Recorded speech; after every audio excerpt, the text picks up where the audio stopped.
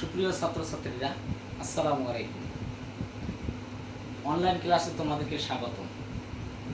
আমি Mohammad Muhibullah, Islamic studies বিভাগ, Matibhanga degree college. আজকে আমরা ডিগ্রির তৃতীয় বর্ষ ষষ্ঠ পত্র বিষয় ইসলামে অর্থনৈতিক এবং ব্যাংকিং ব্যবস্থা নিয়ে আলোচনা করব। তো শুরুতেই আমাদেরকে প্রশ্নগুলা জেনে নিতে হবে যে আমরা যে টপিক্সটা নিয়ে আলোচনা করব ওটার প্রশ্ন কি হতে পারে। ইসলামী অর্থনীতির সংজ্ঞা দাও বা পরিচয় দাও, লক্ষ্য ও উদ্দেশ্য বর্ণনা করো, বৈশিষ্ট্যগুলি উল্লেখ করো। প্রশ্ন বিভিন্ন রকম হতে পারে, কিন্তু উত্তর হবে একটাই। যদি মূল বিষয়টা জানা থাকে তাহলে আমরা অ্যান্সার বিভিন্নভাবে করতে পারব। তো শুরুতেই ইসলামী অর্থনীতির সংজ্ঞা নিয়ে আলোচনা করব। আল্লাহ রাসূল বলেন, কাদাল ফাকরু আইয়াকুন আল কুফরা, দরিদ্রতা মানুষকে কাফের বানিয়ে দেয়।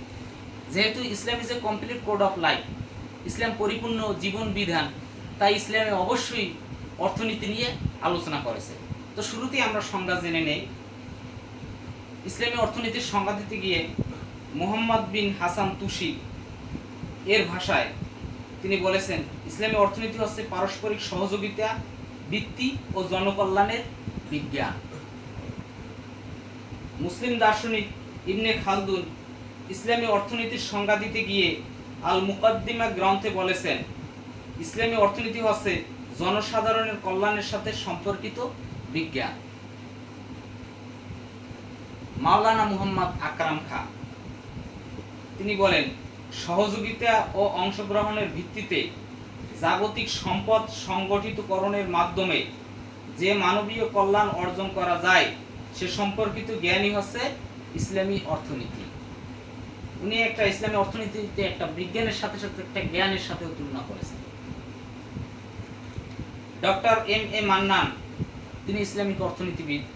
তিনি বলেন, সীমিত অর্থে যে সমাজ বিজ্ঞান ইসলামী ভাবধারায় অনুপ্রাণিত জনগোষ্ঠীর অর্থনৈতিক সমস্যা পর্যালোচনা করে তাই ইসলামী অর্থনীতি। উনি আবার একটি অ্যাড করেছেন, অর্থাৎ সমস্যাগুলি পর্যালোচনা করবেন এবং সমাধান করবে, সেটাই হচ্ছে মূলত ইসলামী অর্থনীতি। বিস্তারিতভাবে সৈয়দ আবুল আলা মওদুদি বর্ণনা করেন।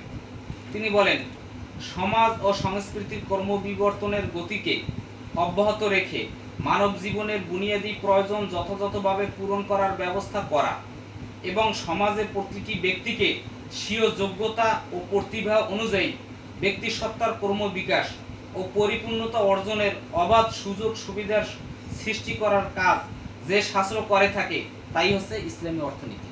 অর্থাৎ সমাজে তিনি আরেকটু বিস্তারিত বলেছেন, সমাজে সম্পদ নিয়ে পর্যালোচনা করতে হবে এবং প্রতিটি জনগোষ্ঠীকে উদ্যোক্তা করে তুলবে এবং অর্থনীতির যত সমস্যার সমাধান করবে তাই হচ্ছে ইসলামী অর্থনীতি। তাহলে এই সংজ্ঞাগুলো আমরা পর্যালোচনা করে একটু বলতে পারি যে অর্থনীতি ব্যক্তি ও সমাজের কল্যাণ সাধন করে, ইহকালীন সমৃদ্ধির সাথে পরকালীন মুক্তি লাভে সমর্থ হয়, তাই ইসলামী অর্থনীতি। আমি আবারও বলছি, যে অর্থনীতি ব্যক্তি ও সমাজের কল্যাণ সাধন করে, ইহকালীন সমৃদ্ধির সাথে পরকালীন মুক্তি লাভে সমর্থ হয়, তাহাই ইসলামী অর্থনীতি। তাহলে আমরা সংক্ষিপ্ত আকারে ইসলামী অর্থনীতির সংজ্ঞাটা নিয়ে আলোচনা করলাম। এবারে আমরা আলোচনা করব ইসলামী অর্থনীতির লক্ষ্য ও উদ্দেশ্য। আসলে সাধারণ অর্থনীতি আর ইসলামী অর্থনীতির লক্ষ্য উদ্দেশ্যের ভিতরে পার্থক্য আছে। সাধারণ অর্থনীতি শুধু অর্থ নিয়ে আলোচনা করে, মানুষের কল্যাণ হোক বা না হোক এগুলো দেখবে না। কিন্তু ইসলামী অর্থনীতি মানুষের সামাজিক জীবনে অর্থনৈতিক সমস্যার সমাধান এবং ইহকালীন মুক্তি যাতে হয় সেটা নিয়ে আলোচনা করবে। তো ইসলামী অর্থনীতির লক্ষ্য উদ্দেশ্য প্রথমে আমরা বলতে পারি যে হালাল উপায় উপার্জন। ইসলামী অর্থনীতিতে অবশ্যই হারাম পর্যায়ে সেটা ইনকাম করা যাবে না, সেটা অবশ্যই ইসলামী অর্থনীতি হালাল পর্যায়ে উপার্জন করতে হবে। আবার হালাল পথে ব্যয়, অর্থাৎ উপার্জনটাও হবে হালাল উপায়ে আর ব্যয়টাও হবে হালাল পর্যায়ে। এ সম্পর্কে রাসূল সাল্লাল্লাহু আলাইহি ওয়াসাল্লামের একটা হাদিস না বললেই নয়। আল্লাহ রাসূল বলেছেন যে কিয়ামতের ময়দানে 5টি প্রশ্নের উত্তর দেওয়া ছাড়া বনি আদম এক পাও সামনে আগাইতে পারবে না। তার ভিতরে একটা হয়েছে কোন পথে আয় করেছে এবং কোন পথে ব্যয় করেছে। সুতরাং আয়টাও হালাল পথে হইতে হবে, ব্যয়টাও হালাল পথে হতে হবে। আরো একটা লক্ষ্য উদ্দেশ্য আছে, যাকাত ও উসর ব্যবস্থার বাস্তবায়ন। ইসলামী অর্থনীতির আরেকটা লক্ষ্য উদ্দেশ্য হয়েছে যাকাত এবং উসর ব্যবস্থার বাস্তবায়ন। ইসলামী অর্থনীতির আয়ের উৎসই হয়েছে একটা যাকাত, উসর, এগুলো আয়ের যেরকম উৎস, এবং লক্ষ্য উদ্দেশ্য হয়েছে এই যাকাত এবং উসর ব্যবস্থার বাস্তবায়ন। যেমন আল্লাহ তাআলা কোরআনে বলেছেন, আল্লাযীনা ইয়াকনিজুনা যাহাবা ওয়াল ফিদ্দাতা ওয়া লা ইয়ানফিকুনাহা ফি সাবিলিল্লাহ ফাবাশশিরহুম বিআযাবিন আলীম। অর্থাৎ যারা স্বর্ণ, রৌপ্য এগুলো মজুদ করে এবং তা থেকে আল্লাহর রাস্তায় ব্যয় করে না, তাদেরকে কঠিন আযাবের সুসংবাদ দিন।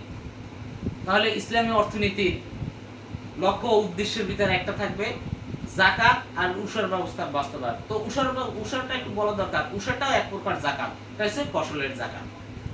অর্থাৎ যদি ফসল প্রাকৃতিক বৃষ্টি মাধ্যমে হয়, অর্থাৎ তাকে সেচ না দিতে হয়, তাহলে 10 ভাগের 1 ভাগ দিতে হয়, এটা হয়েছে উসর।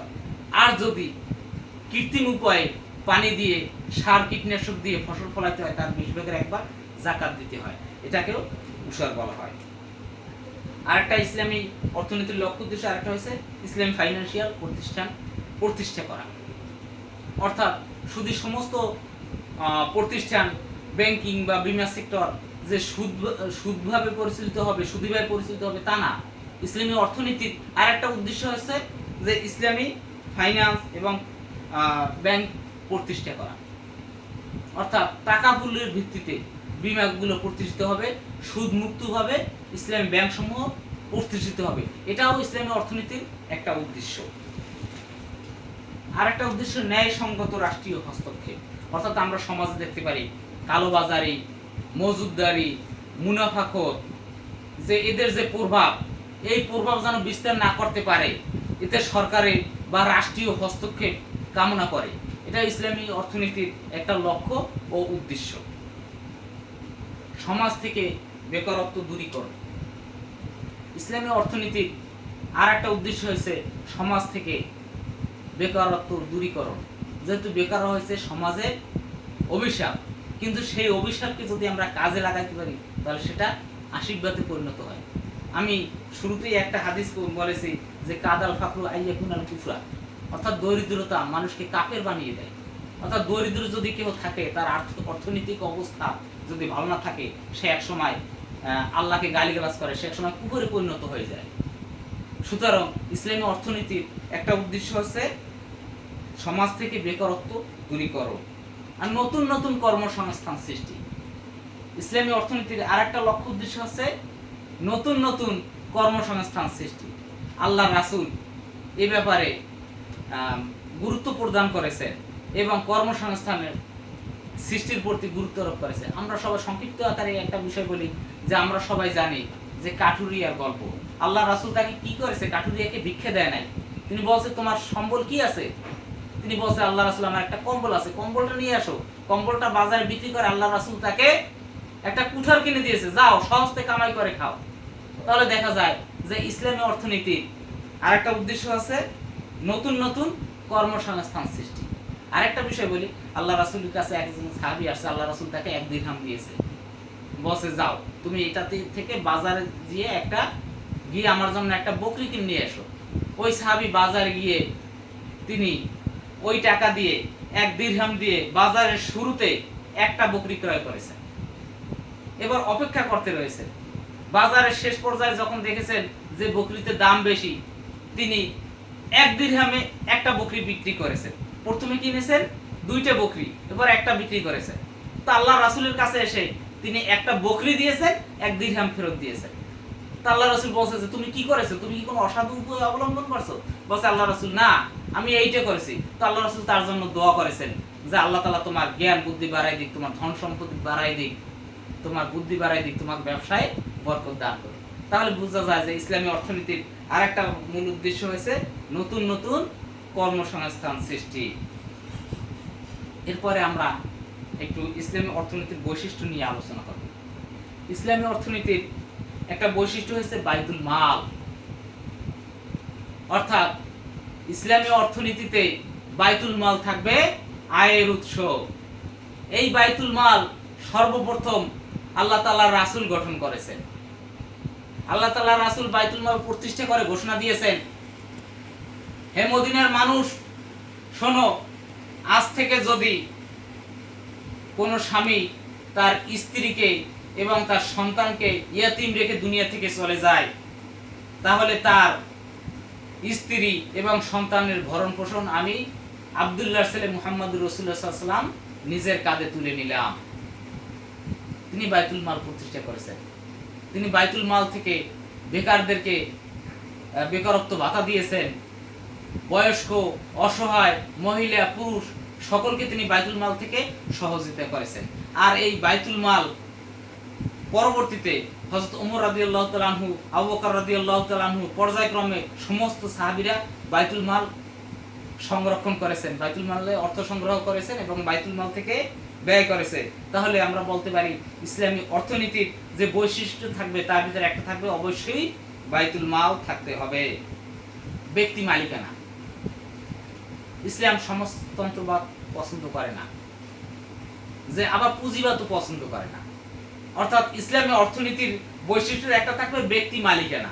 হ্যাঁ, ব্যক্তি মালিকানা থাকবে, তবে জনগণ শুধু শুধু আমানতদার হবে, এই মাল সম্পদের আমানতদার হবে। তিনি ইচ্ছা মতন ব্যয় করতে পারবে না, ইচ্ছা মতন আয়ও করতে পারবে না, ব্যয়ও করতে পারবে না। আল্লাহ তাআলা বলেন, ইন্নাল্লাহা আশতারা মিনাল মুমিনিনা আমওয়ালাহুম ওয়া আনফুসাহুম বিআন্না লাহুমুল জান্নাত।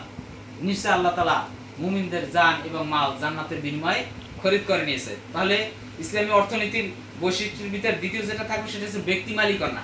তো ব্যক্তি মালিকানা থাকবে শুধু আমানতদার হিসাবে, যথা ইচ্ছা আয় এবং ব্যয় করতে পারবে না। ইসলামী অর্থনীতির আর একটা বৈশিষ্ট্য থাকবে যাকাত ব্যবস্থা। শুরুতেই আলোচনা করেছি যে যাকাত হবে ইসলামী অর্থনীতির আয়ের উৎস এবং ব্যয়ের উৎস। তবে ইসলামী অর্থনীতির বৈশিষ্ট্য যাকাত ব্যবস্থা অবশ্যই থাকতে হবে। অর্থাৎ যাকাতের মাধ্যমে মূলত 8টি খাতে ব্যয় করবে, এটাই থাকবে ইসলামী অর্থনীতির একটা বৈশিষ্ট্যের অংশ। যাকাত ইসলামী রাষ্ট্রের বা ইসলামী সরকারের বা ইসলামী অর্থনীতির একটা আয়ের উৎস এবং ব্যয়ের উৎস, এবং এটা একটা বৈশিষ্ট্য। মূল্য নিয়ন্ত্রণ, আমরা আরেকটা পয়েন্ট বলতে পারি যে ইসলামী অর্থনীতির বৈশিষ্ট্য থাকবে মূল্য নিয়ন্ত্রণ। অর্থাৎ পণ্যের দাম আকাশ ছোঁয়া হইতে পারবে না। ইসলামী অর্থনীতির বৈশিষ্ট্য থাকবে সরকার বা সরকারি লোকজন বাজারকে নিয়ন্ত্রণ করবে। অর্থাৎ ইচ্ছা মতন কোনো দোকানদার বা কোনো সিন্ডিকেট বা কোনো ব্যবসায়ী সদস্যরা ইচ্ছা মতো পণ্যের দাম বাড়াইতে পারবে না। একটা রাষ্ট্রীয় রেট থাকবে, এই রেটের ভিতরে অবশ্যই থাকতে পারবে। ইচ্ছা করলেই পেঁয়াজের দামের মতন পণ্যের দাম বাড়াই দেওয়া যাবে না। শ্রমের মর্যাদা, ইসলামী অর্থনীতির আর একটা বৈশিষ্ট্য থাকবে শ্রমের মর্যাদা। আল্লাহ রাসূল বলছেন, আল কাসিমু হাবিবুল্লাহ, অর্থাৎ শ্রমিক আল্লাহ তাআলার বন্ধু। অর্থাৎ যে নিজ হাতে উপার্জন করবে সেটা সে হয়েছে আল্লাহ তাআলার বন্ধু। আল্লাহ রাসূল আরো বলছে যে শ্রমিকের গায়ের ঘাম শুকানোর পূর্বেই তার পারিশ্রমিক দিয়ে দাও। তাহলে ইসলামী অর্থনীতির একটা বৈশিষ্ট্য হয়েছে শ্রমের মর্যাদা।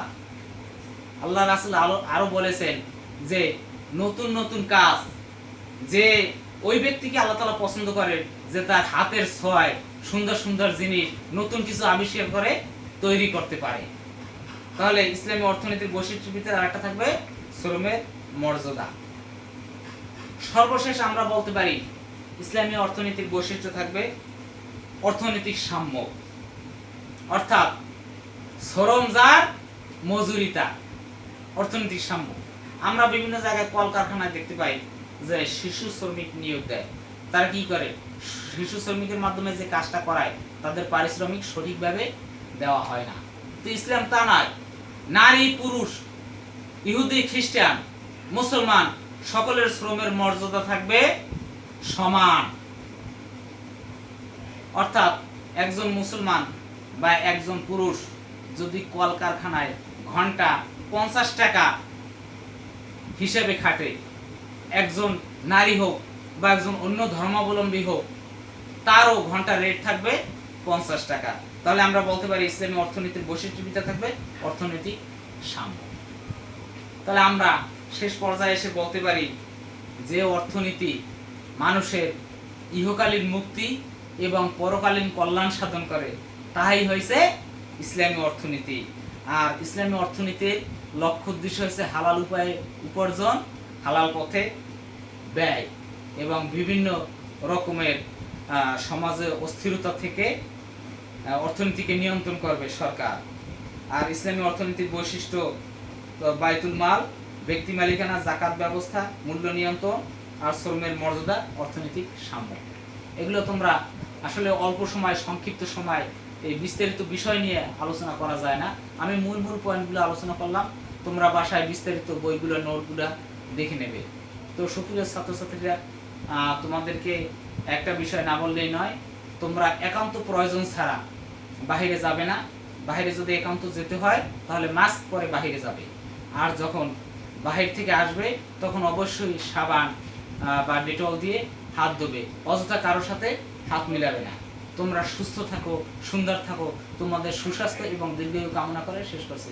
আসসালামু আলাইকুম।